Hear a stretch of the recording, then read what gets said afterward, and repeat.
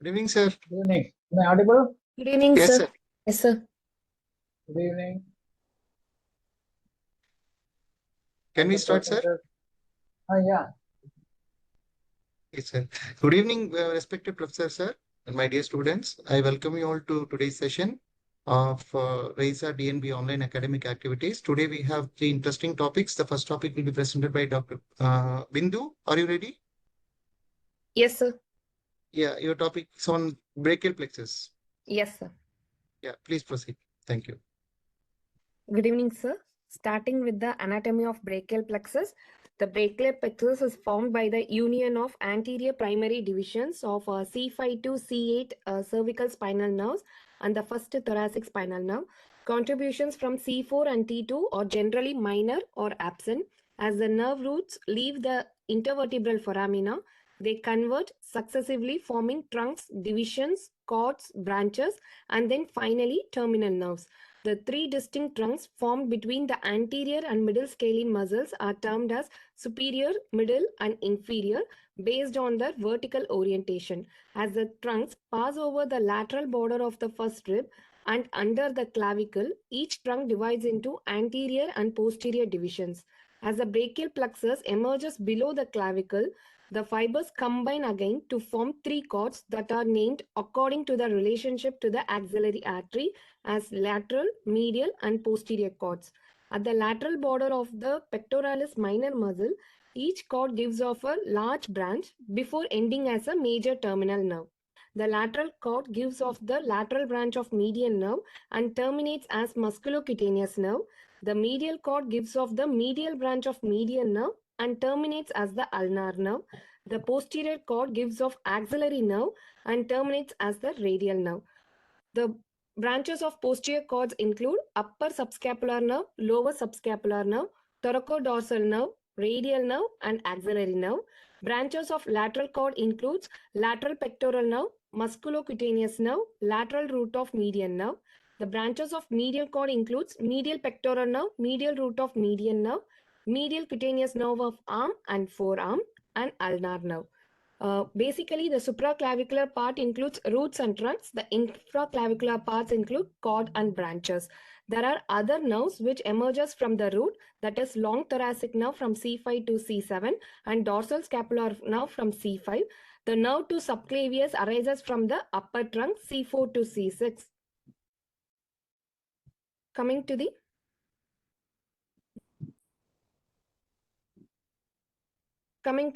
various approaches to block the brachial plexus nerve.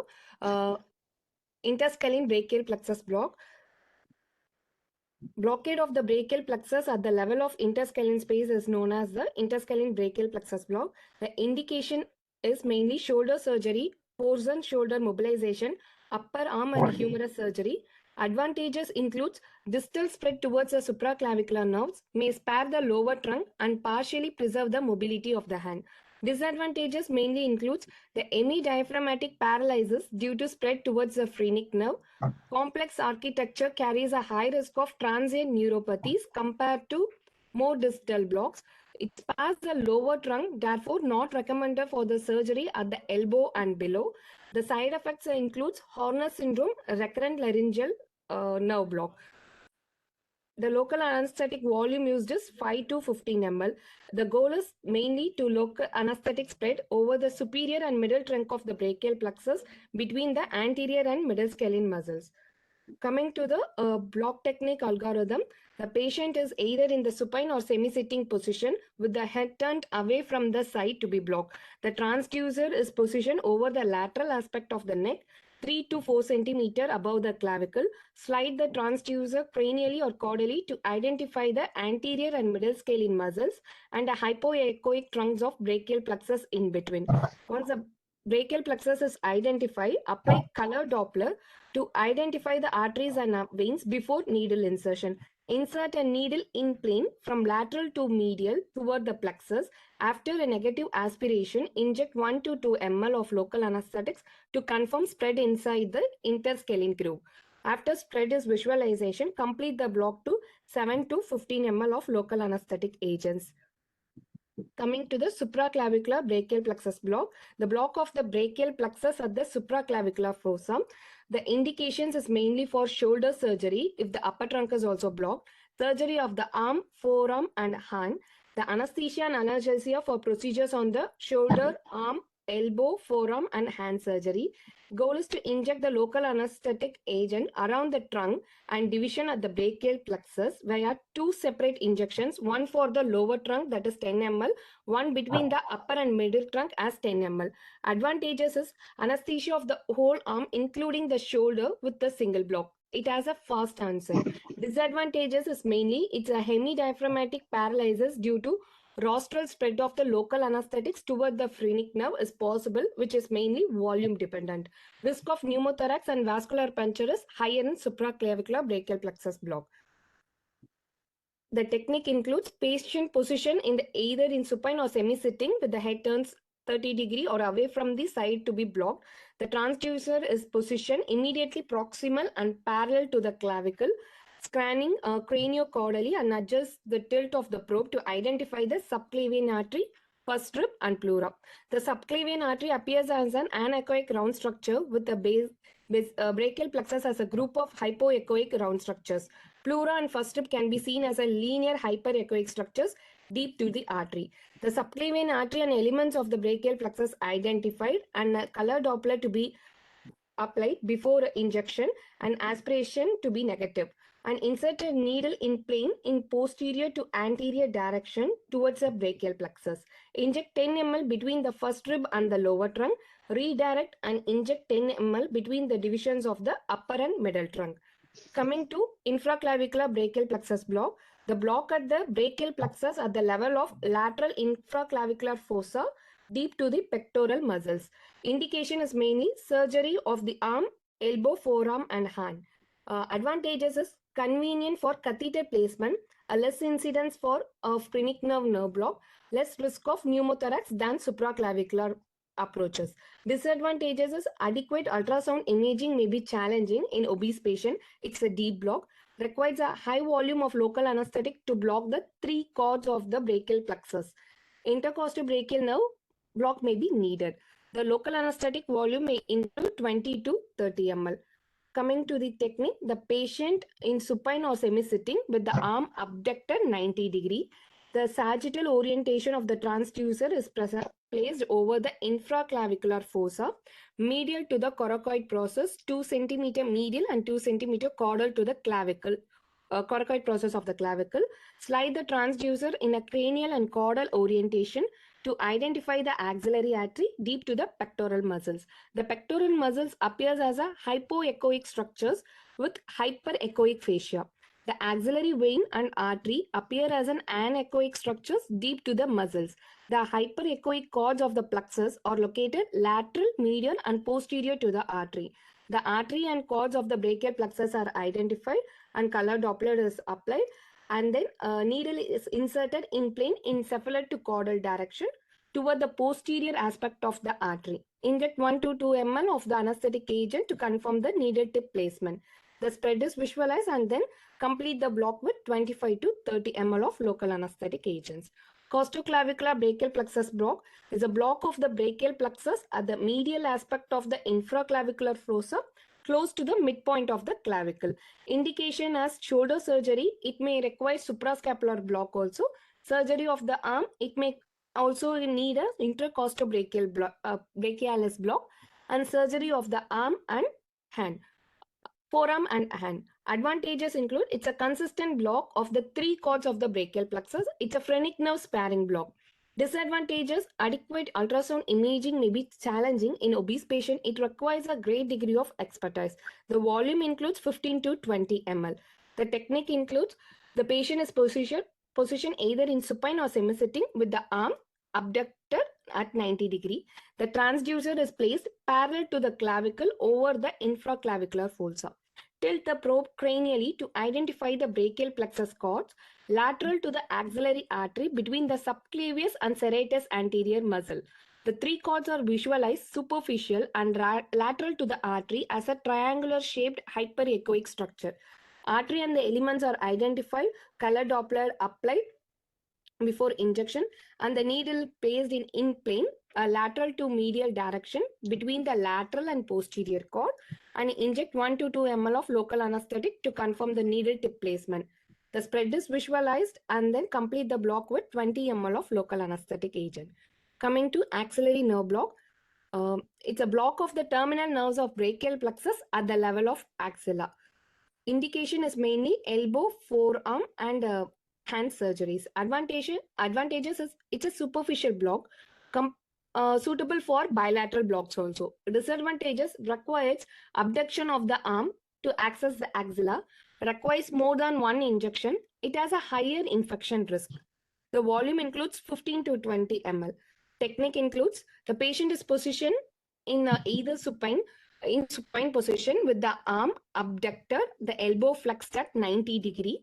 The transducer is positioned as transverse on the medial side of the upper arm at the intersection point of the pectoralis major muscle and with biceps muscle. Align the transducer proximally and adjust the tilt to optimize the view of the conjoint tendon and axillary vessels. The nerve appears as a group of round hyper or hypoechoic structure located around the axillary artery in a triangular musculofacial space. Once the axillary artery is identified, median, ulnar, and radial nerves are identified, and perineural technique is followed, and inserting the needle in plane to deposit local anesthetics next to each individual nerve. Depending upon the anatomical position of the nerve, 2 or 3 injections may be necessary. And after giving median, ulnar, and radial nerves, muscular and cutaneous nerve is identified as it is present between coracobrachialis muscle and biceps muscles. So we have to, the nerve appears as an elongated ovoid structure in between these two muscles. Insert the needle in plane and inject 5 ml of local anesthetics in the facial plane next to the musculocutaneous nerve. Additives are added to the local anesthetics to increase the duration and prolong the anesthetic activity of the agents. Hence, these are some of the additives used, namely vasoconstrictors. It mainly delays vascular absorption. It increases duration of local anesthetic contact with the nerves. Opioids are used, but in peripheral nerves, it's rarely used. Buprenorphine is one of the drugs which is used. Clonidine, dexmedetomidine, or olfactory agonist which is used. Clonidine action can prolong. It has 1.5 to 2 hours. It can prolong the action. Dexmedetomidine can prolong up to 4 hours. Dexamethasone, either in peripheral nerve block, intraneurally or intravenously, can prolong the action up to 4 hours. Others includes magnesium, neostigmine, etc. Thank you, sir. Very good. It was quite an elaborate presentation. Few points which I noticed that have been missed are, one is one important complication of interstitial block is sometimes it can go intrathecally also, because you are going in between the transverse process very close to the vertebral canal. Yes, sir. In adventurant, long needle usage can sometimes go through the intervertebral foramen and go intrathecally also. That complication also has been, so it will almost results in a condition like a total spinal. Okay, and sir. Vertebral artery puncture also has been reported. That is Presenting number as one. seizures. Huh? They can present as seizure episodes with vertebral. They can present as with seizures episodes. Yeah, that is a direct intravascular injection, but a big hematoma also can happen. That can result in damage to the brain, because vertebral artery on the two sides they only form the circle of Willis. So that is an important complication that has to be mentioned. And Okay, have you heard of subclavian perivascular approach? When you mention the various approaches to block the brachial plexus, that can be classified again just as you described the anatomy as supraclavicular and infraclavicular portion of brachial plexus. The blocks also can be classified into supraclavicular approaches and infraclavicular approaches. So under the supraclavicular approach, the first approach is the classical interscalene block, which is identified by, you identify the interscalene groove. So because nowadays you people are all trained and you commonly use the ultrasonogram for identifying the various structures in any regional technique, you must be able to do it with the landmark based techniques also. So the basic landmark technique also, along with the ultrasound guidance, how to, what probe to use and what direction you have to place the probe and what structures you expect to see, all this description. Before that, you should give an anatomical description also. So clinically, if you don't have an ultrasound, how will you identify the interscalene groove? At the level of cricoid C6. No, that is the location, but clinically, how to know whether which is the interscalene groove? What will you ask the patient to do to identify the interscalene groove? If you don't have an ultrasound and you go to a periphery after your qualification and you are posted in a primary health center and you want to give an interscalene block, you don't have an ultrasound there. So what is anatomical? How do you identify the interscalene groove in a patient? What can you ask the patient to do to identify, and where exactly you look for the interscalene groove? What are the anatomical landmarks? Just sternocleidomastoid muscle has an important relevance to the interscalene groove. Yes, sir. So you can ask the patient to lift the head and turn it to the opposite side. And when ask him to do like a sniffing position.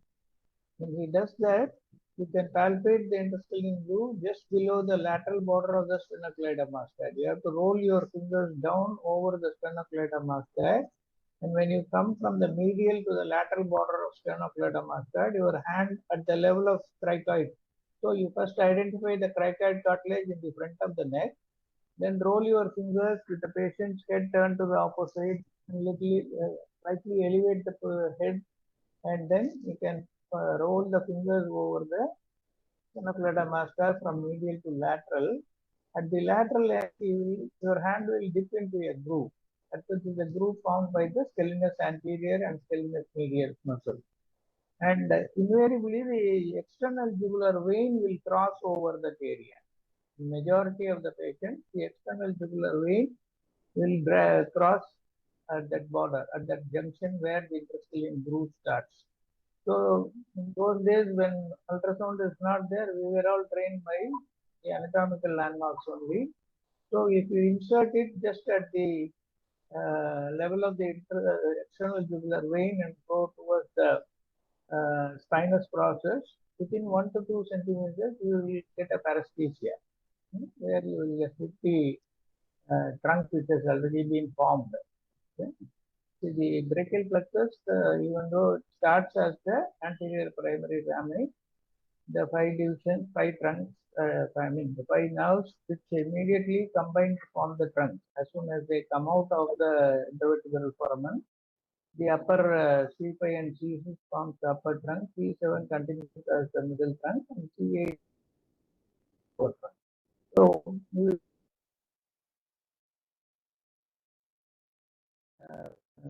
not like in the shoulder or elbow. You have to tell the patient that I am trying to elicit that. So similarly for supraclavicular, you must be able to palpate the subclavian artery. And then once you palpate the subclavian artery, your needle should be positioned or inserted just lateral and posterior to the subclavian artery.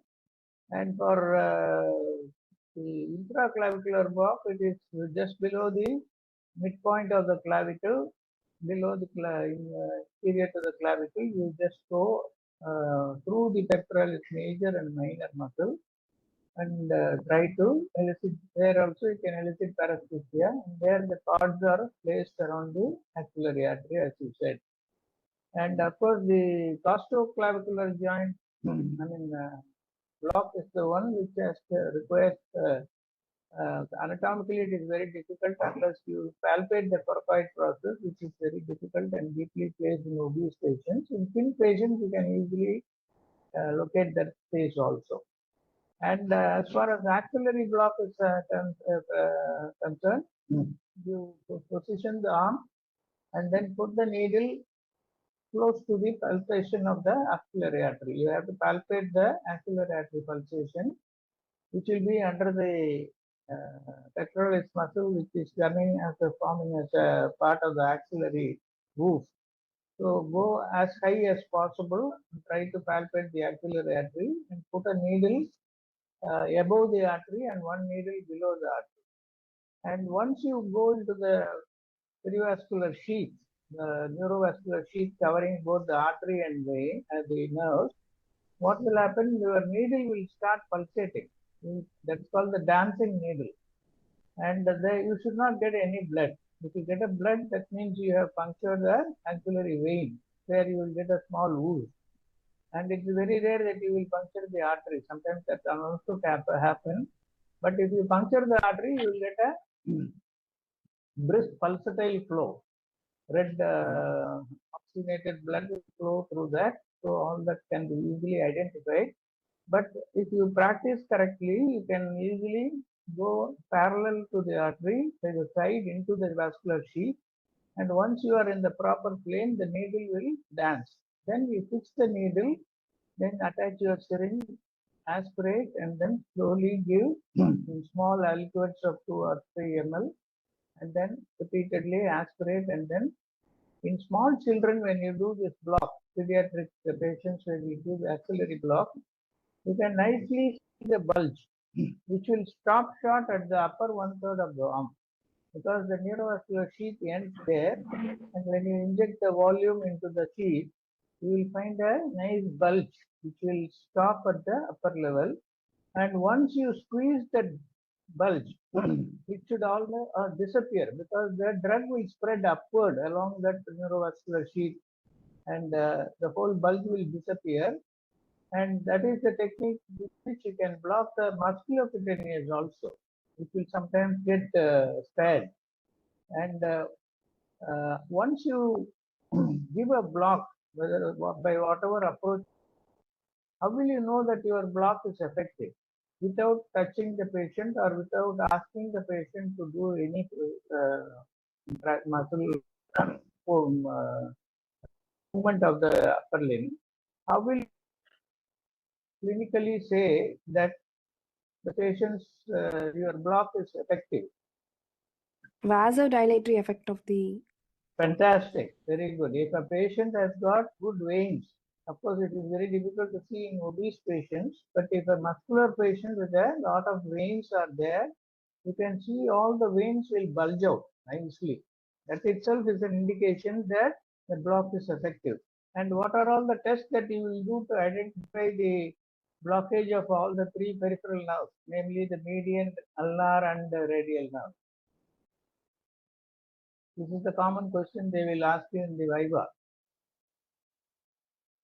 What test you can do to identify that you have blocked the median, ulnar, and radial nerve, which are considered as the terminal branches, most important terminal branches of the brachial plexus. And of course, musculocutaneous also. Extension So what are of the the things forearm. that you can ask the patient to do? Extension of the forearms or radial nerve. Of the forearm. See, you have kept the patient's arm abducted and flexed at 90 degrees. This is the position you have kept for axillary block or so you can first ask the patient to flex the elbow joint. If he is not able to flex the elbow joint, which nerve is blocked? Musculocutaneous nerves. Musculocutaneous, yes. That is the one which supplies the biceps and biceps brachioradialis, okay, which are important for flexing the elbow joint. So musculocutaneous nerve is blocked. Patient stretched out hand, he cannot bend. He cannot flex the elbow. Similarly, once he has, if you put the elbow in flexed position and ask him to extend it, if he is not able to extend it, which nerve is blocked? Radial nerve, sir. Radial nerve is blocked because it's the extensors of the thing which are blocked. How to identify whether median and ulnar are blocked or not? Flexion of the wrist can be Flexion as of the median. wrist. So median and ulnar you do by what is called pinch and pull test. Okay, so you try to pinch the fingers, like you oppose the fingers, which will not be possible. Similarly, you ask the patient to hold a piece of paper and then try to pull it out. If he has a good power, he will be able to hold it on to that. Then, if you are able to easily pull it out, it means the central two nerves are blocked. So that is why when you do the nerve stimulation with the peripheral nerve stimulator, your flexor pollicis is longest. The thumb adductor only moves. So that is the main thing for ulnar. So if he is not able to move the thumb or oppose the thumb with the other fingers, that means ulnar is blocked. If he is not able to hold the fingers tight together, that means median nerve is blocked. Okay. So these are the four tests, which is called pinch, pull, push, pull, pinch, plus pull and push. These are the four tests that they will ask you to identify all these four nerves: the musculocutaneous, the ulnar, the median, and the radial. So these four things you have to describe. And all the blocks you can use the four keys for describing the block. The four keys are: first key is position of the patient. The second key is preparation and palpation of the anatomical ulnar. Third key is the uh, puncture and the linear direction, and the position, preparation, palpation, and puncture. These are the four keys that you have to describe for every block. Whenever they are asking a block, if you describe under these categories, you can easily remember the points and completely describe that. And with regard to the standard protocol that you have to follow for any regional technique, what are the things that you have to do before you give the block?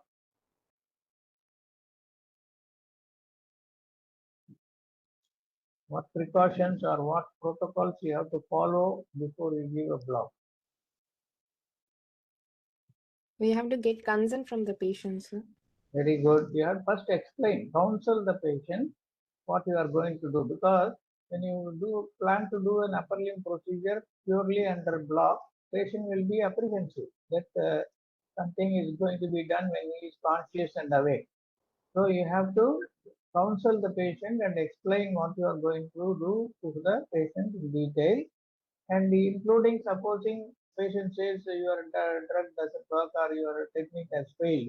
Will I have pain? Will I be operated with a intact sensation, and will I experience any pain? These questions may be asked by the patient. So you have to counsel the patient and then getting informed consent. Then what else you have to do? That is the first step. What is the second step? Is it necessary for any regional technique patient to be starving? Or can you ask him to take something and come? NPO is The required. fasting guidelines, should it be followed? Yes, sir. Yes, better, because you do not know which case the block may fail. And if you need a supplementation with some general anesthesia or sedation, so it is always better that you advise fasting guidelines for the patient. Then what about pre-medication? Short-acting benzodiazepines, anxiolytics can be given for the patients.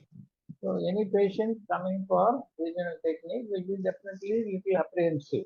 Unless he is a very bold person, most of the patients will be apprehensive. So you can ask them to take some oral anxiolytic foam, or if it is if he has been admitted in the hospital, that can be given as a routine oral premedication.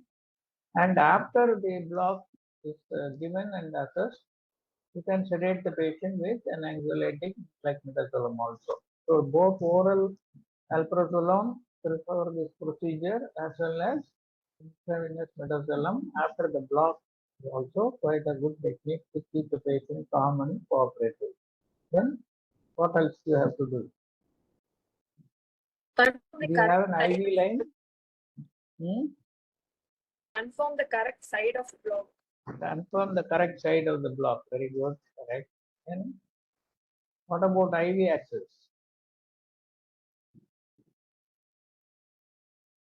You should always have an IV access because especially brachial plexus block where you use a large volume of local anesthetic, you do not know when it can become a total intravenous injection. And in case it goes in for a local anesthetic toxicity and searching for a vein after the patient throws a fit is very difficult. So always it will start with a IV access. What about monitoring? Yes, a standard anesthetic monitors. Always standard anesthetic monitors have to be applied. That also has to be described when you describe the block. And what about Supplemental oxygen. Pardon? Supplemental oxygen. Supplemental oxygen is only required if the patient has got any cardiac or respiratory diseases. Okay? Otherwise, a normal healthy young patient, we routinely don't give any supplemental oxygen for a regional infection. Okay, sir. Of course, we central neuraxial blockade we routinely give, but for plexus block like lumbar plexus or axillary brachial plexus, we normally don't use supplemental oxygen. And what about the technique of injection? What are the things that you have to take care when you are injecting the local anesthetic drug?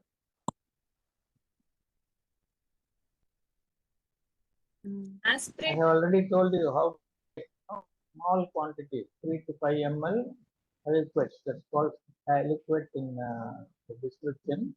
Or it is the small volumes have to be injected and you have to wait and then aspirate repeatedly because the needle position can change, especially in axillary block.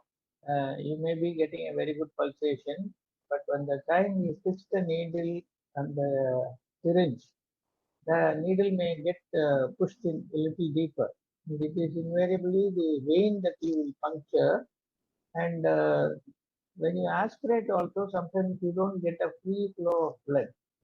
And you can directly inject all the drug into the vascular system. What is the condition called? When you don't get a free flow of blood, but you directly inject the volume into the venous canal. How can it happen?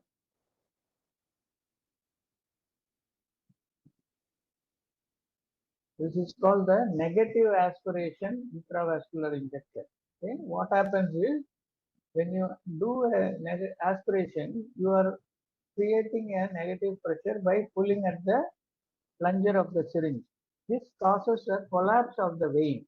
So you don't get a free flow of blood. So you think you are not in the vascular compartment.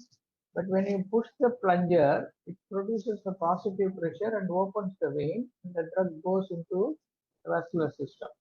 So that is called negative pressure intravascular injection, which is the common cause for direct intravascular injection and local anesthetic toxicity. So it is always better to see whether you get a free flow of blood or not and disconnect the needle and see whether the needle is still pulsating. And if you are inside the vein and there is no flow, sometimes when you disconnect the needle, you will get a small trickle of blood coming out. That is the way to identify whether you can avoid a negative pressure intravascular injection. Okay. So first what you do is put the needle, you see the pulsation, then you fix the needle. Probably at the time the vein is punctured mildly. And you do an aspiration, there is no blood. So you inject about 3 to 5 ml. Then what you have to do, you disconnect the needle from the syringe and again look for the pulsation to be present. And if it is migrated into the vein, you will find a small trickle of blood coming out from the vein. And that is how you find out that it is a negative pressure injection and you can avoid reposition the needle again. So give the rest of the drug so that only the small volume would have entered. Another method of identifying this intravascular injection where there is no blood aspiration is if you are using a adrenaline containing solution. What will happen when you inject it directly into the cell? Heart rate will be rising. Heart rate will increase, okay, and that is the reason why you must always put a pulse oximeter. And even when you are concentrating in injecting the drug, you should keep listening to the heart rate from the pulse oximeter beep. The moment your first injection is intravascular, within the 3 to 5 ml, you will find the heart rate going up. So if that is the thing happening, there is another method of identifying the negative pressure intravascular injection. So I am telling you the techniques or tricks of how to identify this negative pressure intravascular injection. One is you can disconnect the needle and see for the small trickle of blood coming out from the vein. The second is as soon as you inject the drug, if the heart rate of the patient goes up, it was around 80 or 90 before injection, it goes to 110, 120. That is another indication that it is intravascular, and again you have to reposition that. Okay, so by doing these small changes in your method of injecting the drug, you can always avoid the major complication of what is called the direct intravascular injection and local anesthetic systemic toxicity. Okay, so these are all the points that you have to keep in mind when you are writing. Otherwise, your presentation was fantastic, and